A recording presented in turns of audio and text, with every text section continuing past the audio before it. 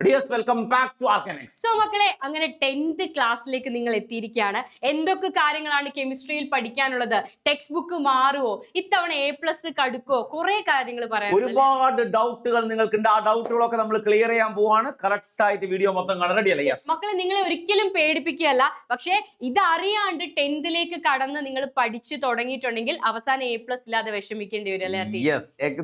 നിങ്ങളുടെ text book tough ആണോ അല്ലയോ എന്നുള്ളതാണ് ആദ്യത്തെ നിങ്ങളുടെ ചോദ്യം അല്ലേ? അത് ക്ലിയർ ചെയ്ത് കൊടുക്കാം. നമുക്ക് പറയൂ. നമ്മൾ കഴിഞ്ഞ വർഷത്തെ വെച്ച് നോക്കുകയാണെങ്കിൽ കെമിസ്ട്രിയുടെ ടെക്സ്റ്റ് ബുക്ക് മാറി. അപ്പൊ ചാപ്റ്ററിൽ ഒരുപാട് കാര്യങ്ങൾ ആഡ് ഓൺ ചെയ്തിട്ടുണ്ട്. കഴിഞ്ഞ വർഷത്തെ കുട്ടികൾക്ക് ഏറ്റവും ടഫസ്റ്റ് എക്സാം ഏതാണെന്ന് ചോദിച്ചാൽ മേ ബി അവർ കെമിസ്ട്രിയുടെ പേര് തന്നെ ആയിരിക്കും പറയുന്നതാണ് എനിക്ക് തോന്നുന്നത്. പല ക്വസ്റ്റ്യനും +1 ലെവലിലേക്ക് സ്ലോ ആയിട്ട് മാറിയിട്ടുണ്ടായിരുന്നു. അതേപോലെ CBSE ടൈപ്പ് ക്വസ്റ്റ്യൻസ് ആണ്. Assertion, reason, statement type questions തന്നെയാണ് ഫസ്റ്റ് പാർട്ടിൽ വന്നത്. പിന്നെ 9th കുട്ടികൾക്കാണെങ്കിൽ ഓപ്ഷൻസ് എടുത്ത് കളഞ്ഞു. അത് തന്നെ 10th ഉണ്ട്. ഫുൾ ചാപ്റ്ററിലെ ഫുൾ കോൺസെപ്റ്റ് പഠിച്ചില്ലെങ്കിൽ A+ ഉറപ്പായും നമുക്ക് കിട്ടില്ല എന്നുള്ളത് ഷുവർ ആണ്. കമ്പാരിറ്റീവ്ലി ഈസി എന്ന് പറയാനുള്ളത് ഓർഗാനിക് കെമിസ്ട്രി ആയിരുന്നു. നമ്മൾ വിചാരിച്ചത് ഓർഗാനിക് ടഫ് ആവുന്നതായിരുന്നു. പക്ഷെ ഓർഗാനിക് കെമിസ്ട്രി കമ്പാരിറ്റീവ്ലി ഈസി ആയിരുന്നു. ബാക്കിയുള്ള നോക്കുന്നേരം ഭയങ്കര ടഫ് ആയിരുന്നു.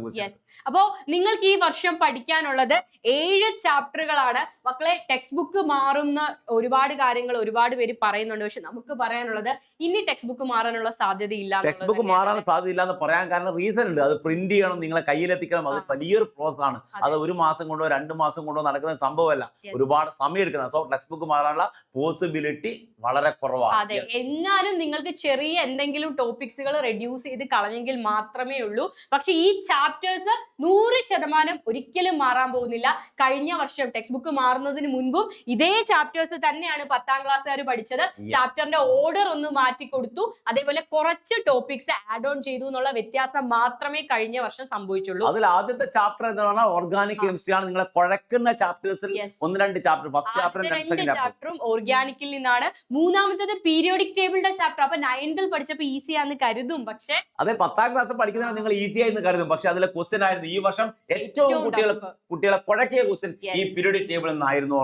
അതെ, അതിനുശേഷം gas loss and mall concept എന്ന് പറഞ്ഞൊരു ചാപ്റ്റർ ആണ്. ഒരുപാട് ന്യൂമറിക്കൽ ക്വസ്റ്റ്യൻസ്.